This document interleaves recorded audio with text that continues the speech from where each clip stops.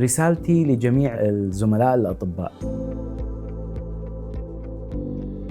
إذا المريض عندك كان عنده ضيق نفس مع بذل المجهود خارج عن المألوف مع التشخيص اللي هو عنده إياه، لازم يعاد تقييم سبب ضيق التنفس، قد يكون حتى لأكثر من مرة. المهم أن المريض يتم تحويله إلى العيادات التخصصية، والسبب أن في احتمال بعض هؤلاء المرضى قد يكون عندهم تشخيص في ارتفاع ضغط الشريان الرئوي، وارتفاع ضغط الشريان الرئوي للأسف ما نقدر نشخصه بشكل دقيق إلا مع قسطرة للناحية اليمنى من القلب، ولا يكفي أخذ قراءة سونار القلب بروحها علشان نقول أن المريض عنده ارتفاع في ضغط الشريان الرئوي.